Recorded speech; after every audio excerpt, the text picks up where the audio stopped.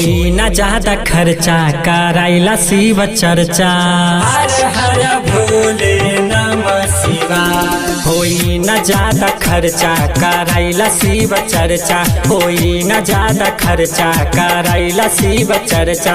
आइल बा त्रिपुरारी हो, आइल बा त्रिपुरारी सुनो ये चाचा चाची। होई न ज्यादा खर्चा कराइला शिव चर्चा।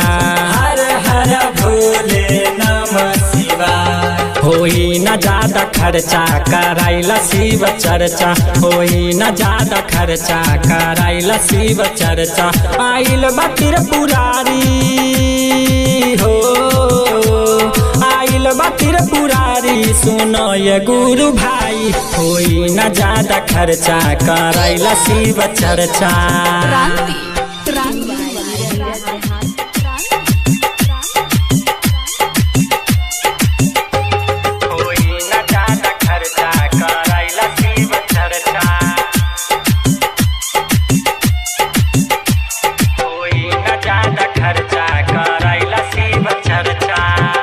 Recording by star recording studio Begusarai. Shiv चर्चा करबो मन से कमी ना होई धन के। शिव चर्चा करबो मन से कमी ना होई धन के। महादेव करी दया जखन शिव चर्चा होई। भोला बाबा होई दानी सुनो ये गुरु बहना। जय जय हो शिव गुरु महादेव। भोला बाबा होई दानी सुनो ये गुरु बहना। आइल बा त्रिपुरारी हो,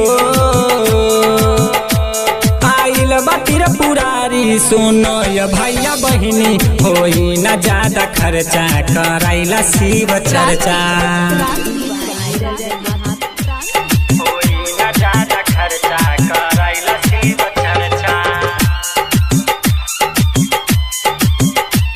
होई न ज्यादा खर्चा कराइला शिव चर्चा। अभी आप सुन रहे हैं मैथिली स्टार नीरज देहाती को। Recording by star recording studio Begusarai. पहला विधा में गुरु से दया मांग ली है।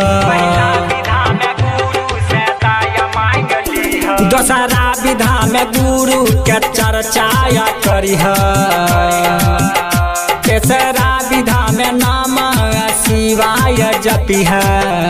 शिव के भजन गावे नीरज देहाती। हर हर भोले नमः शिवाय। शिव के भजन गावे नीरज देहाती।